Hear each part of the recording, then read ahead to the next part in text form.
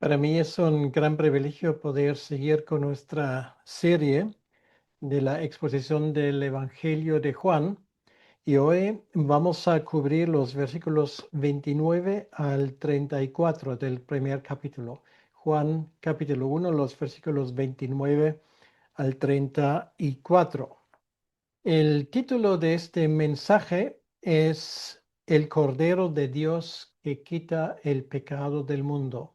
Es el tema central de estos versículos y son versículos particularmente interesantes porque aquí Juan nos presenta el significado del ministerio de nuestro Señor Jesucristo.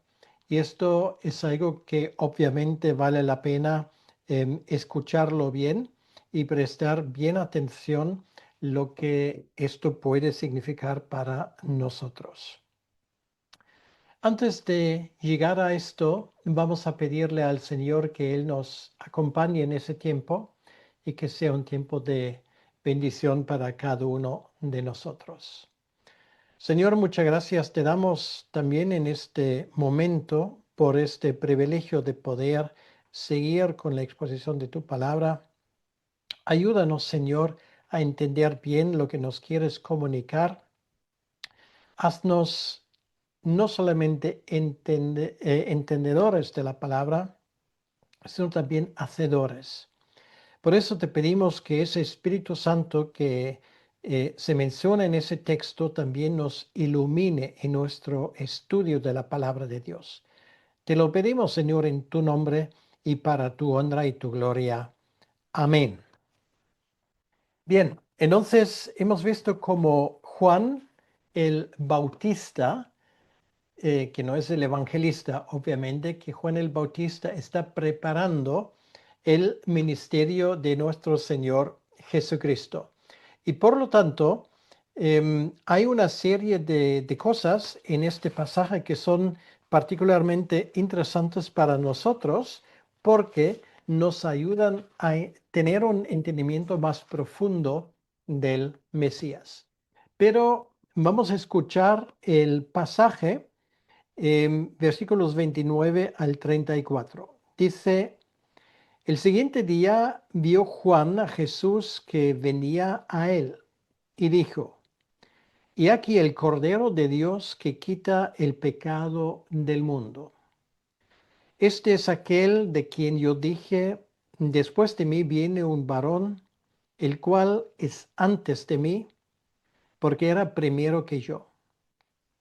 Y yo no le conocía, mas para que fuese manifestado a Israel, por esto vine yo bautizando con agua. También dio Juan testimonio diciendo, vi al Espíritu que descendía del cielo como paloma y permaneció sobre él. Y yo no le conocía, pero él que me envió a bautizar con agua, aquel me dijo, sobre quien veas descender el Espíritu que permanece sobre él, ese es el que bautiza con el Espíritu Santo. Y yo le vi y he dado testimonio de que este es el Hijo de Dios. Así que hasta aquí la palabra de Dios. Vamos a seguir el bosquejo sencillo que nos propone la misma palabra de Dios en ese contexto. Y esto es una de las cosas tremendas de Juan. Él nos explica con un lenguaje muy sencillo lo que hay. Entonces en el versículo 29 tenemos, para decirlo así, la gran declaración. Juan presenta a Jesús como el Cordero de Dios que quita el pecado del mundo. Nos damos cuenta que aquí Juan empieza diciendo el siguiente día. Y es interesante que después del prólogo de Juan, que nos recuerda precisamente al libro de Génesis, Juan aquí sigue una división en días. Bueno, no son 6 o 7 días, pero Es interesante que leemos varias veces, por ejemplo, la siguiente vez es en el versículo 43, el siguiente día, el capítulo 2:1 al tercer día. Entonces, es como si aquí Juan está intentando seguir el paralelismo del primer libro de la Biblia, del libro de Génesis, en cuanto a la creación del mundo. Bueno, aquí lo que estamos viendo es, si cabe, la posibilidad del comienzo, la génesis, la creación del ministerio de nuestro Señor Jesucristo. Que Juan aquí señala públicamente a Jesús con una de las características más profundas del Nuevo Testamento, el del Cordero. Bueno, esto para los judíos no era una novedad porque ellos tenían precisamente en el calendario que comienza el año judío, en el mes de Nisan, esa celebración de la Pascua, del Cordero Pascual, que les recuerda de la salida de Egipto. Obviamente, la idea es una idea preparatoria para el entendimiento de lo que iba a pasar 1500 años más tarde. Recordemos la historia.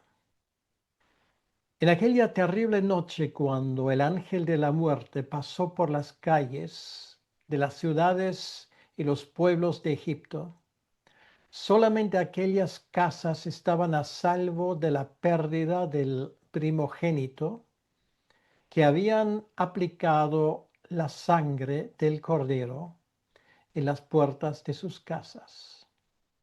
Él, quien aplicó la sangre, estaba a salvo. Quien no aplicó la sangre no estaba a salvo. Esa idea del cordero es una idea, sin embargo, que tiene sus raíces incluso en un acontecimiento aún más antiguo que este. Y vamos a tener que volver al mismo paraíso. Me vas a decir, pero en el paraíso donde se habla de un cordero. Bueno, tú y yo conocemos los acontecimientos del capítulo 3 de Génesis. Adán y Eva habían desobedecido a Dios y Dios, antes de castigarlos, les da una promesa. Y esa promesa es la famosa promesa de Génesis 3:15, que un descendiente de Eva iba a aplastar la cabeza de la serpiente. Pero luego hay una cosa añadida, un detalle casi escondido en ese contexto que nos da una información muy interesante sobre este futuro Salvador. Nos acordemos que cuando Adán y Eva pecaron, ellos intentaron cubrir sus vergüenzas con delantales de la higuera, con hojas de la higuera. Dios al final sustituye esas hojas de la higuera con pieles, les viste con pieles de un animal. Y lo que el texto no dice, pero que está obviamente implicado en el texto, es el hecho de que estos pieles eran pieles de cordero. Y Dios ahí en el mismo paraíso, en este mismo acontecimiento que llevó a la expulsión de Adán y Eva del paraíso, Dios pone el fundamento para un principio que define como ninguno nuestra redención. Sin derramamiento de sangre no hay remisión de pecados. Es una frase que encontramos en el libro de Hebreos, en el Nuevo Testamento. Y este es el principio. Por lo tanto, cuando luego se establece el culto en el tabernáculo y posteriormente en el templo, el culto de Israel se fundamenta en el derramamiento de la sangre de los corderos. Los corderos que no quitan el pecado definitivamente, como también el autor de Hebreos constata con absoluta claridad, sino lo cubren. El que iba definitivamente a acabar con el pecado y con sus consecuencias desastrosas es el Mesías. Vemos esa línea que va desde el paraíso, pasando por la salida de Egipto en la noche aquella de la muerte de la primogenitura, al establecimiento del culto del desierto, al templo, y ahora estamos en ese momento donde Juan, en una frase, recoge la historia de la salvación. Cuando dice, he aquí, el Cordero de Dios que quita el pecado del mundo. Es una frase genial realmente, porque raras veces se ha expresado en una sola frase una teología más profunda y exacta de la muerte sustitutoria de Jesucristo. Vamos a mirarlo con tranquilidad. Y por cierto, antes de entrar en esto, tenemos que decir una cosa que ya lo vamos a ver más adelante. Esto es un acontecimiento que es posterior a la venida de Jesucristo a Juan cuando él mismo se bautiza. Por ejemplo, si vamos al Evangelio de Mateo, al capítulo 3, leemos a partir del versículo 13 lo siguiente.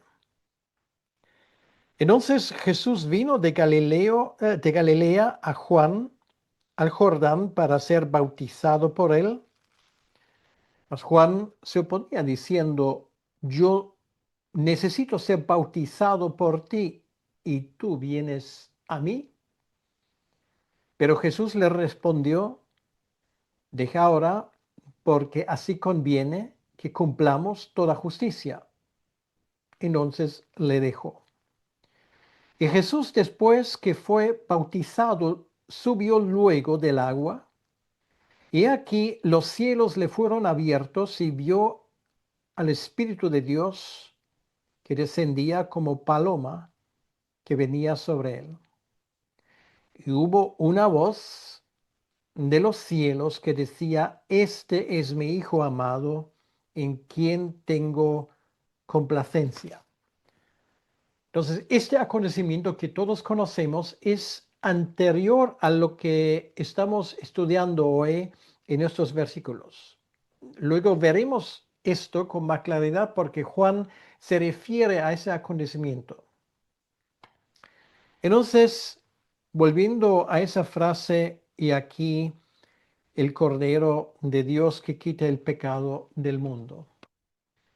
Esto en los ojos de un judío tiene que sonar a ciencia ficción, porque esto implica de que ahora solamente hay un Cordero que es suficiente para quitar el pecado de todo el mundo.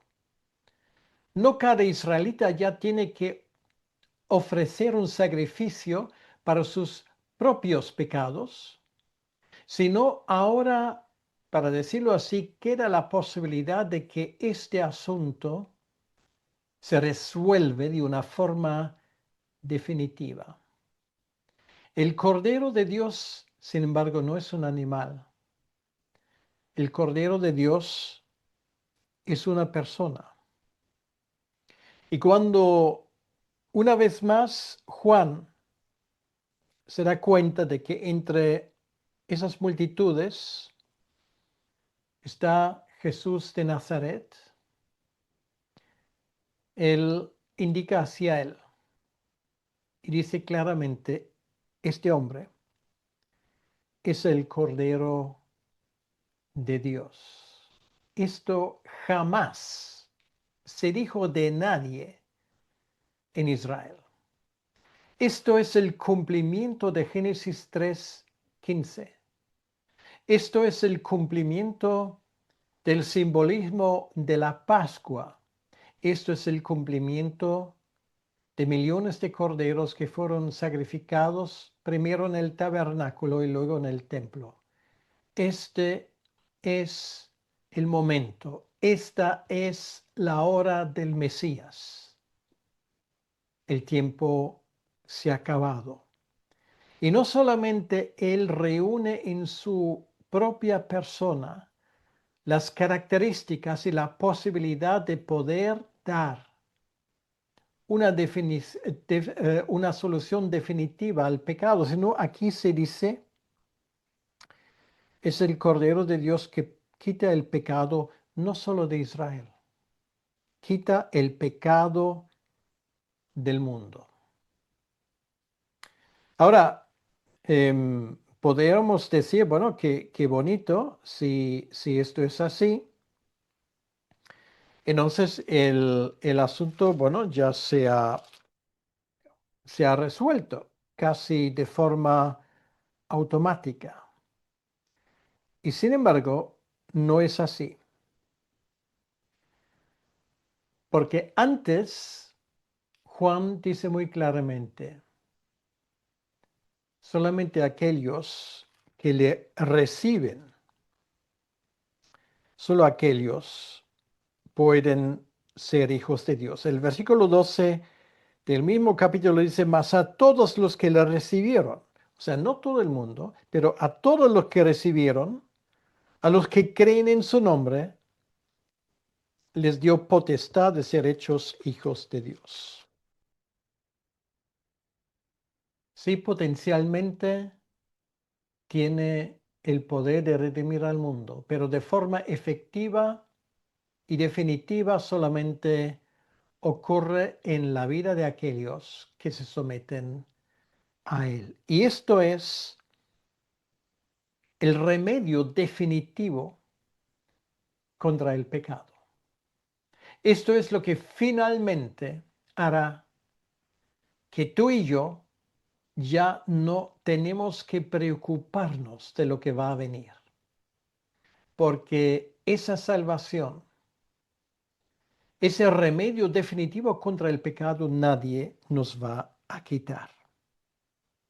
El que quita el pecado del mundo, no por su mera presencia, sino ese ministerio de Jesucristo que empieza en aquel momento de su aparición en el Jordán.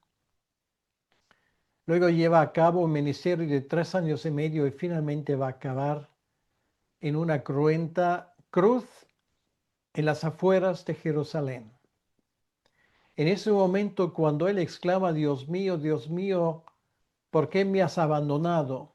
En ese momento de esa separación de su Padre, en ese momento de un sufrimiento inimaginable para ninguno de nosotros, se consolida lo que aquí se dice. Jesús lleva el pecado del mundo sobre sus hombros. No solamente esto, este versículo 29 es lo que podríamos llamar la gran declaración, la declaración posiblemente más importante, incluso en el contexto bíblico, que jamás se ha hecho. Este es el Cordero de Dios que quita el pecado del mundo. Ahora, el siguiente versículo, el versículo 30, ya nos da el fundamento del por qué es así. Porque esa persona, aunque parece una persona humana normal y corriente, no es esto solamente una persona humana, sino al mismo tiempo Él es Dios. Tiene que serlo para ser un mediador perfecto entre Dios y los hombres. En palabras de Juan, este es aquel de quien yo dije, y lo dijo, lo hablamos anteriormente, Después de mí viene un varón, el cual es antes de mí porque era primero que yo. Esto, teológicamente, habla de la preexistencia de Jesucristo y por lo tanto de su divinidad. Él era antes de Juan, y Juan lo ha dicho antes con claridad, es el que creó los cielos y la tierra. Así empieza el Evangelio de Juan. Por lo tanto, esa afirmación de Juan es una afirmación clarísima que habla de la plena divinidad de nuestro Señor Jesucristo. Él no solamente es un hombre, Él es plenamente Dios. En la mentalidad judía, el mayor es el que viene primero, en tiempo o en rango. Y Juan invierte la lógica. Aunque Jesús aparece después, Él es eternamente anterior. Y es una forma de decir Jesucristo, Jesús de Nazaret, el que viene ahora que parece un hombre normal y corriente, Él es Dios. El lenguaje lo dilata. Dice, el cual, versículo 30, es antes de mí. Bueno, esto gramaticalmente es una equivocación, pero aquí vemos una de las cosas que son típicas para Juan. Juan a veces se salta la gramática a la torera. Lo veremos más veces en el Evangelio de Juan. Lo hemos visto en sus 3 epístolas y lo hemos visto también en el libro de Apocalipsis para expresar lingüísticamente, de forma lingüísticamente incorrecta, un milagro, porque el lenguaje humano no es suficiente para expresarlo. El cual es antes de mí, deberíamos haber dicho, era antes de mí, pero él es, porque él no tiene comienzo. Yo puedo decir que Napoleón era antes de mí, porque murió hace, qué sé yo, 200 años, algo por el estilo. Pero cuando dices, Él es antes de mí, esto quiere decir, Él es antes, Él es ahora, Él es después, Él es eterno. Por lo tanto, Él es Dios. Y aquí ya tenemos los 2 elementos clásicos de la cristología. Por un lado, ese hombre, esa persona, es el Cordero de Dios, lo cual quiere decir que va a morir, porque los corderos estaban destinados no a morir de vejez, sino fueron destinados a ser sacrificados.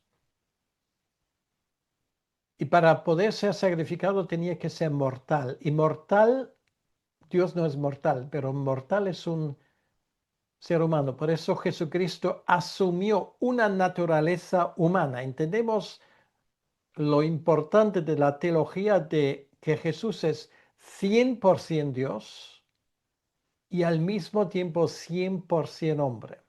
Juan lo expresa con sus propias palabras, de una forma bastante sencilla. Y con eso llegamos al versículo 31. Esto habla ahora del propósito del ministerio de Juan. Bueno, él ya habló del propósito del ministerio de Jesucristo. Él vino para morir, para dar su vida. Esto está implicado en esas palabras. Y ahora vamos a hablar de Juan. ¿Cuál es el propósito de su ministerio? Y en una palabra podemos decir es bautizar para revelar el Mesías a Israel. Juan admite aquí que no reconoció a Jesús por sí mismo. Y además parece que los dos no se han conocido realmente. Y esto, ¿sabemos por qué? Bueno, porque por un lado, Jesús y sus padres pues viven en Galilea y Juan habrá estado de niño con sus padres, pero luego se va al desierto, vive la vida de un eremita. Jesús no, Jesús trabaja en el pequeño negocio de su padre adoptivo, José. Por eso él dice, yo no le conocía, pero ahora le conozco. Nos hemos visto, hemos hablado, hemos mantenido una conversación. Yo expresé que yo no me siento digno ni en condiciones de bautizarle. Él me dijo, sí, esto es lo que tienes que hacer porque esto es previsto así en el plan de Dios. Tú tienes que dar testimonio de mí. Por eso dice aquí, no le conocía, mas para que fuese manifestado a Israel, por esto vine yo bautizando con agua. Su bautismo, el bautismo de Juan, tenía un único propósito y esto era revelar al Mesías al pueblo de Israel. Esto era la intención.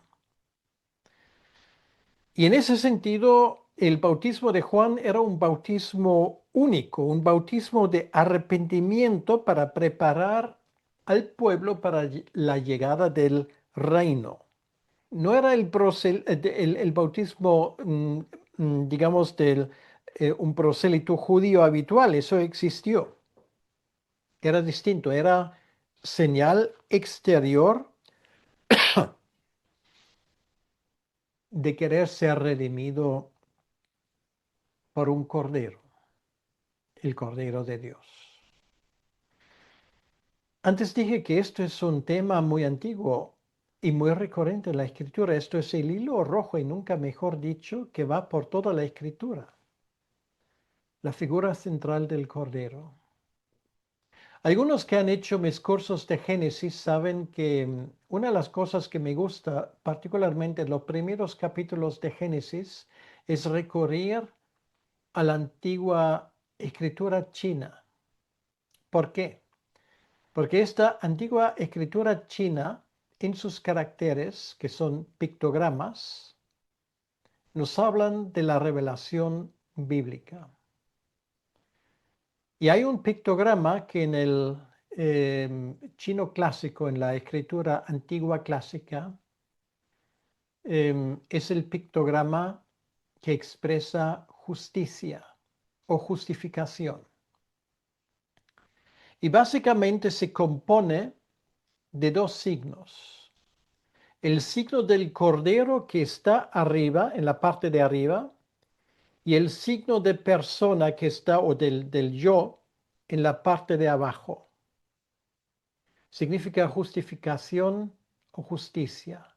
Quiere decir, la justicia de un hombre es estar debajo del cordero.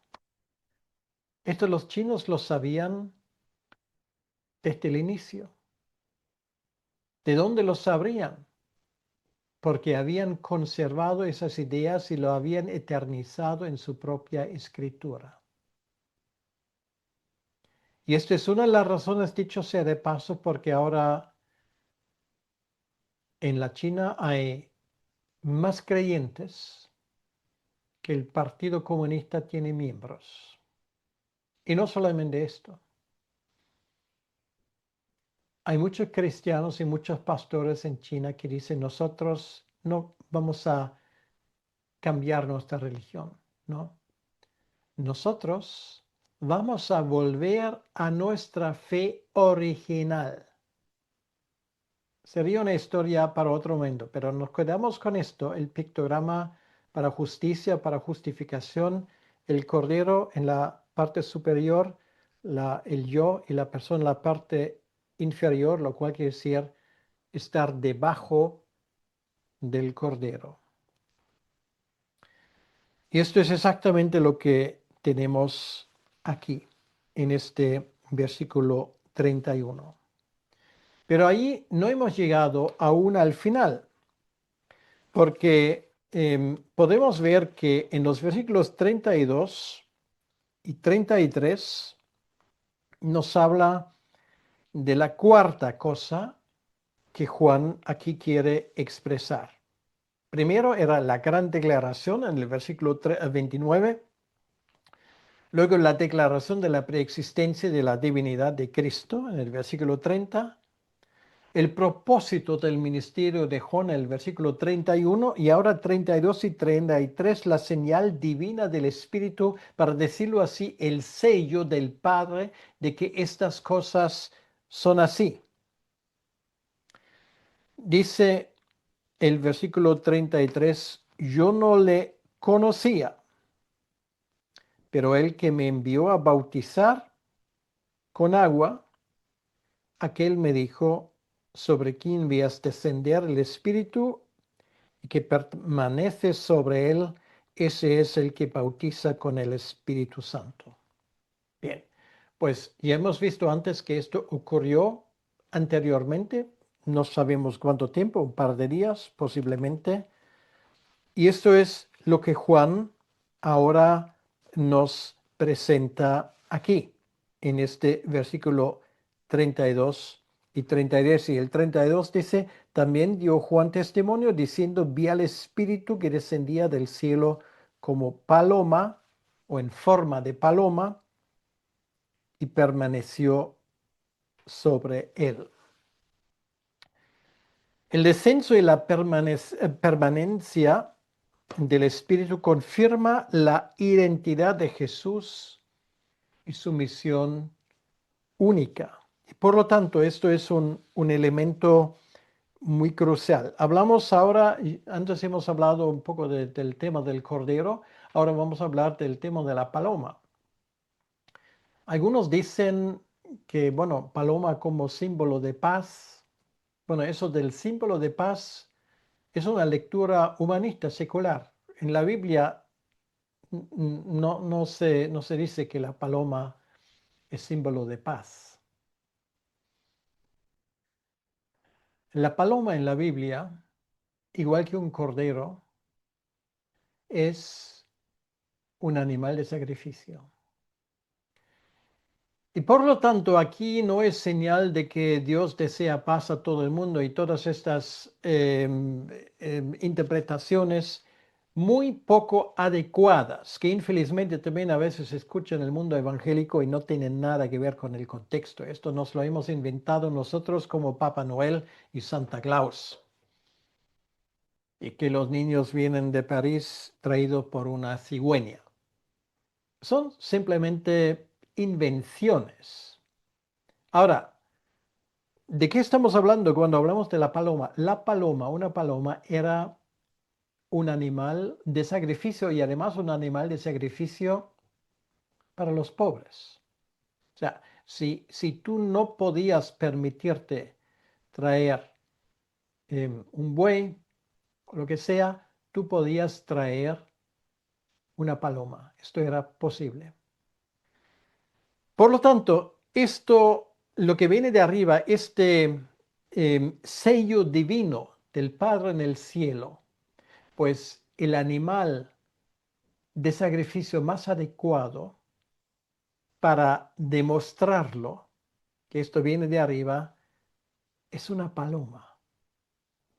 Y por lo tanto, aquí tenemos ya dos animales de sacrificio en el mismo instante mencionado. Bueno, para el que conoce la historia posterior, está claro, eso indica a qué, indica hacia el sacrificio. Cordero y paloma van en la misma dirección. Vi al Espíritu que descendía del cielo como paloma. Bueno, aquí no dice que era una paloma, dice que descendió como una paloma, permaneció sobre él. Quiere decir que aquí la Trinidad está de nuevo, como en la creación del mundo, obrando. Dios el Padre que habla desde el cielo, Dios el Hijo que obedientemente lleva a cabo su ministerio y el Espíritu Santo que le apodera para su ministerio. Y por eso en el versículo 33, Juan dice, bueno, yo no sabía de esto, pero me lo aprendí. Y lo que puedo decir ahora es esto, pero el que me envió a bautizar con agua, versículo 33, aquel me dijo, sobre quién vías descender el Espíritu y que permanece sobre él, ese es, ¿qué hace? Él bautiza con el Espíritu Santo. Quiere decir, lo que Juan ha hecho, él ha bautizado con agua. Esto habla de lo exterior. Esto habla de nuestra necesidad de arrepentimiento. Esto habla de que exteriormente tenemos que prepararnos. Pero el Espíritu Santo habla de algo interior. Habla de la limpieza interior. Eso habla de nacer de nuevo. Eso es el bautismo del Espíritu Santo cuando, según 1 Corintios 12, capítulo 13, este Espíritu nos bautiza y ahora formamos parte del pueblo de Dios. Esto se llama la nueva generación, el nuevo nacimiento que ocurre en el momento cuando el poder de Dios viene sobre una persona y cumple en esa persona su propósito divino. Esto es Él que bautiza con el Espíritu Santo. Esto es su tarea. Esto es su cometido. Y quiero animarte en ese momento de pensar en estas cosas. Si has sido bautizado con el Espíritu Santo según la Escritura, no como una segunda experiencia como algunos lo enseñan, sino como parte integral del mover de Dios en tu vida, de tu nuevo nacimiento, entonces estás relacionado con esta historia. Esta historia también es tu historia porque da testimonio en lo que ha pasado en tu vida, que has sido bautizado con el Espíritu Santo, con fuego, como Juan lo dice en otro sitio, porque el Espíritu Santo también es simbolizado no solamente por una paloma, sino es simbolizado también por el fuego, porque habla del poder purificador que tiene, que aplica la redención de Cristo en una vida humana. Y finalmente termina este pasaje con la quinta afirmación, que es la conclusión del testimonio de Juan. Juan afirma solemnemente, este es el Hijo de Dios. Bueno, quiere decir que este pasaje, casi como un sándwich, en el versículo 29, él dice, es el Cordero de Dios, que caracteriza su humanidad, su humanidad, porque es mortal. Y aquí en el versículo 34, al final de ese pasaje, él habla, es el Hijo de Dios que caracteriza su divinidad. Hijo de Dios quiere decir que es en esencia igual que Dios. Hijo de Dios no significa que es menor que Dios, significa que es igual que Dios. De la misma manera como mi hijo es un ser humano igual con la misma esencia que yo. No hay diferencia, no hay disminución. Son dos personas, pero en esencia la misma cosa. Juan dice esto, yo le vi. Es una conclusión solemne. Juan testifica como testigo ocular y autorizado que Jesús es el Hijo de Dios. La expresión Hijo de Dios en Juan aquí adquiere un sentido pleno de filiación divina única. Es el clímax cristológico de este pasaje. Jesús es el Hijo unigénito. Esto es el tema de este evangelio. Yo le vi, he dado testimonio de que este es el Hijo de Dios y mira, esto es precisamente también nuestro cometido. Es lo que Dios nos ha mandado a ti y a mí. Tenemos que hacer lo mismo, dar testimonio que este Jesucristo es el Hijo de Dios. No podemos hacer algo más importante en esta vida. Y en este sentido, nuestro testimonio y este testimonio de Juan el Bautista llega a ser lo mismo. Es el Cordero de Dios y es el Hijo de Dios. Es plenamente hombre y es plenamente Dios. Es el perfecto mediador entre Dios y los hombres. Y cuando llegamos a ese punto, no podemos hacer otra cosa que gritar aleluya y gloria a Dios por esto. ¿Qué te parece? Una presentación más clara es imposible y esto era el cometido de Juan. Bien, con esto vamos a terminar la oración y vamos a pedirle al Señor que Él nos bendiga y que Él nos ilumine. Señor, una vez más te damos las gracias en este momento por tu presencia y gracias por este pasaje que de una forma tan clara y diáfana nos muestra el ministerio de nuestro Salvador Jesucristo, el Hijo de Dios y el Cordero del mundo. Te pedimos, Señor, que esa verdad siga corriendo por ese mundo. Igual que Juan, que nosotros también seamos los portavoces de esa verdad. Te lo pedimos, Señor, en tu nombre y para tu honra y para tu gloria. Amén. Que Dios te bendiga.